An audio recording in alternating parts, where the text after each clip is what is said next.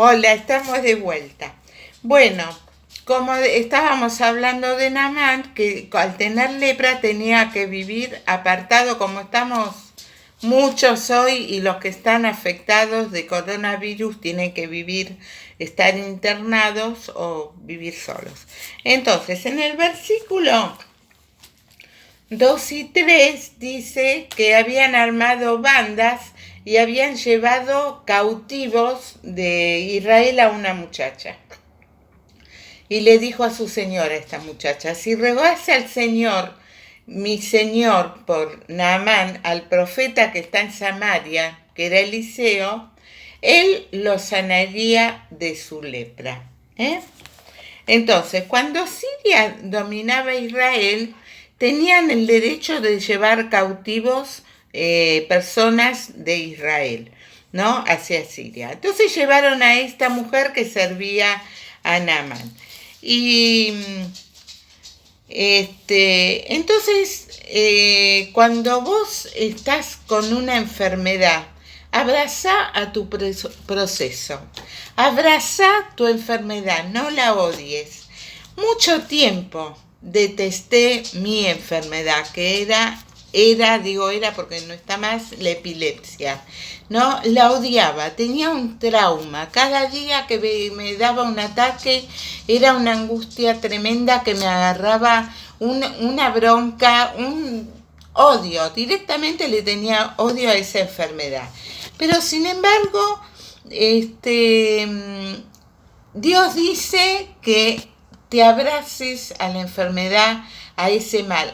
Para mí en ese momento era mi proceso, ¿no? Incluso me ponía mal, me ponía agresiva porque no la aceptaba, no aceptaba tomar la medicación, no aceptaba nada de lo que venga de esa enfermedad.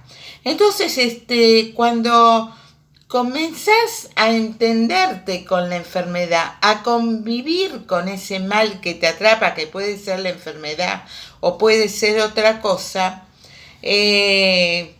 comencé primeramente a aceptarla como enfermedad, que Dios la permitió, pero yo creo que fue para trabajar mi carácter, ¿no? Mi forma de ser, cambiar algunas cosas. Perdonate a vos misma, porque vos no te la trajiste, pero Dios lo permitió. Siempre hay un propósito de parte de Dios. El apóstol Pablo, siendo el apóstol Pablo, tenía un aguijón en la carne. Mi aguijón en la carne era la epilepsia. No sabemos cuál era el aguijón en la carne de Pablo, pero Pablo decía: ¿quién soy yo para quejarme? Bienvenido sea. ¿Quién soy yo para quejarme? Bástate mi gracia, le dijo el Señor, porque mi poder se perfecciona en tu debilidad. Y comencé poco a poco a aceptarla, a perdonarme a mí misma, y a Dios, porque no lo aceptaba, no entendía por qué Dios me lo había enviado, había permitido. Y saben que poco a poco comencé a mejorar mi forma de ser a la aceptación de la enfermedad y del mal. Vamos a leer el versículo 5 al 12. Dice así: y le dijo el rey de Siria: anda y ve, que yo te enviaré al rey de Israel. Y salió pues llevando consigo 10 talentos de plata, 6.000 piezas de oro y 10 mudas de vestidos, bastante, ¿no? Cuando fue para visitar a este profeta. Entonces tomó también cartas para el rey de Israel que decían así: cuando lleguen a ti estas cartas, sabe por ellas que yo envío a ti mi siervo Naamán, para que lo sanes de su lepra.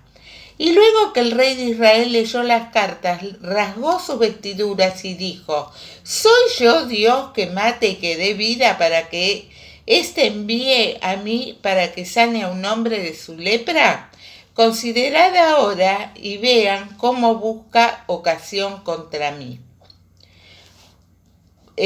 Cuando Eliseo, el varón de Dios, oyó que el rey de Israel había rasgado sus vestidos, envió a decir al rey: ¿por qué has rasgado tus vestidos? Venga ahora a mí y sabrá que hay profeta en Israel. ¿Me entendés? Se ofendió. En una palabra, se ofendió. El profeta no sabía cuánto le costaría. Cuando fue Naamán, como era muy adinerado, fue con todos sus recursos. Se pensó que le tendría que pagar al profeta como cuando vas a un médico, a un profesional, una eminencia, decís, bueno, llevo bastante dinero para pagarle, ¿no es cierto?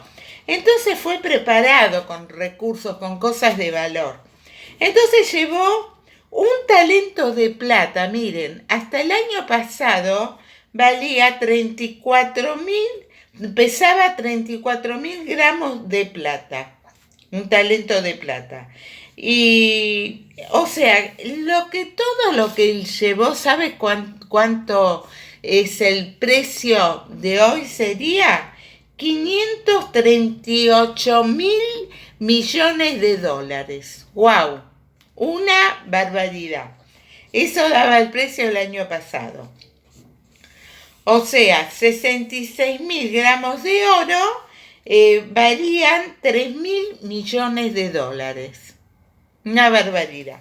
Todo eso había llevado Naamán, aparte de los 10 vestidos que llevaba aproximadamente.